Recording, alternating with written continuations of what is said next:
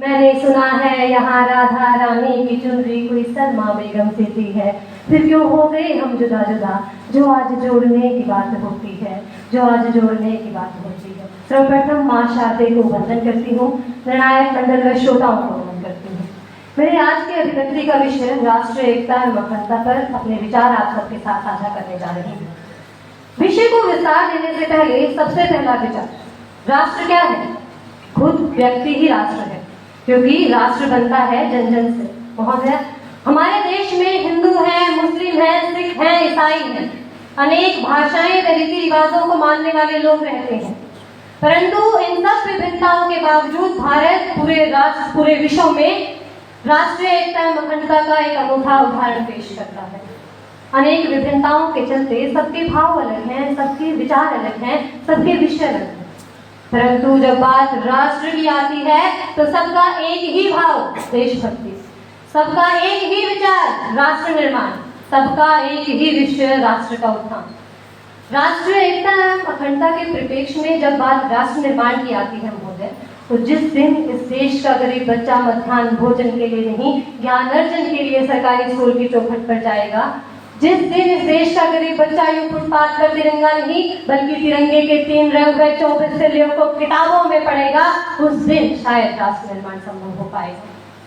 राष्ट्रीय एकता एवं अखंडता के परिप्रेक्ष्य में जब बात राष्ट्र निर्माण की आती है तो अमीरी और गरीबी के अंतर को मिटाना होगा, क्योंकि आज के भारत में 2 टुकड़ों में बटा मेरा देश है। एक हिस्सा मेरे देश का आधुनिकता की चादर ओढ़े बैठा है, वहीं ठिठुर रहा है एक हिस्सा बिन चादर के कोहरे में। बताओ ये इंसाफ का कौन सा पेश है? 2 टुकड़ों में बटा मेरा देश है। राष्ट्रीय एकता एवं अखंडता के परिप्रेक्ष्य में जब बात राष्ट्र निर्माण की आती है तो यत्र नार्यस्तु पूजन्ते रमन्ते तत्र देवता जैसी भावनाओं को मंचों से निकाल वास्तविक जीवन में लाने की आवश्यकता है। राष्ट्रीय एकता एवं अखंडता के परिप्रेक्ष्य में अगर मैं बात राष्ट्र के उत्थान व राष्ट्र के विकास की करूं तो मुझे आजादी का वो दृश्य याद आता है महोदय, जब गांधी जी ने आजादी को एक जन आंदोलन बना दिया। हर हिंदुस्तानी को ये लगने लगा कि मैं भी आजादी की लड़ाई लड़ रहा हूँ।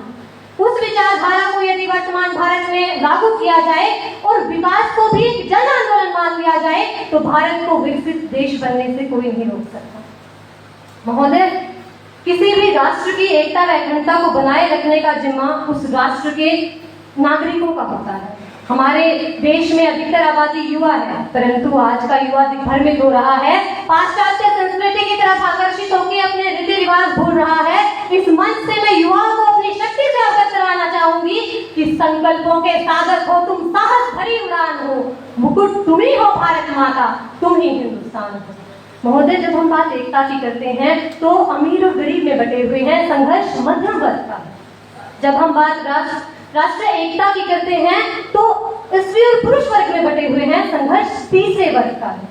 जब हम बात एकता की करते हैं तो विभिन्न धार्मिक रीतियों में बटे हुए हैं, संघर्ष जाति या संप्रदाय का है। अनेकों बार कोशिशें की गई है हमारे देश की एकता व अखंडता को खंड खंड करने की जातिवाद के मुद्दों पर। मैं इस मंच से सिर्फ यही कहना चाहूंगी लोगों को कि धरती बाटी अंबर बाटा, चांद सितारों का क्या होगा, नदियों के कई नाम रखे बहती धारों का क्या होगा, शिव की गंगा भी पानी है, आबे जमजम भी पानी है, मुल्ला पिए पंडित पिए, पानी का मजहब क्या होगा। जी हाँ महोदय, राष्ट्रीय एकता व अखंडता के परिप्रेक्ष्य में जब मैं मेरे सपनों के भारत को देखती हूँ तो मेरी कलम लिखते हुए अक्सर सोचती है कि कैसा हो मेरे सपनों का भारत। क्या गांधी जी ने सोचा था वैसा हो, या राजगुरु सुखदेव के जैसा हो, या स्वतंत्रता संग्राम में दी गई आहुति के जैसा हो। बताओ कैसा हो मेरे सपनों का भारत, जहां कोई गरीब ना हो, धर्म के नाम पर कोई रूठा ना हो, दिन दोगुनी रात चौगुनी उन्नति करे पर संस्कारों से नाता झूठा ना हो। ऐसा हो मेरे सपनों का भारत। बोलो कैसा हो मेरे सपनों का भारत। राष्ट्रीय एकता एवं अखंडता के परिप्रेक्ष्य में महोदय, राष्ट्रीय एकता में वो ताकत है कि वो किसी भी राष्ट्र का भविष्य सुनहरा बना सकती है। राष्ट्रीय एकता में वो ताकत है कि वो किसी भी राष्ट्र को विकासशील से विकसित राष्ट्र की श्रेणी में लाकर खड़ा कर सकती है। महोदय, हाँ, ये असंभव नहीं है। सफर लंबा है क्योंकि मंजिल बड़ी है, तो रुकावटें भी लाजमी है कि ज्यादा होंगी। हमें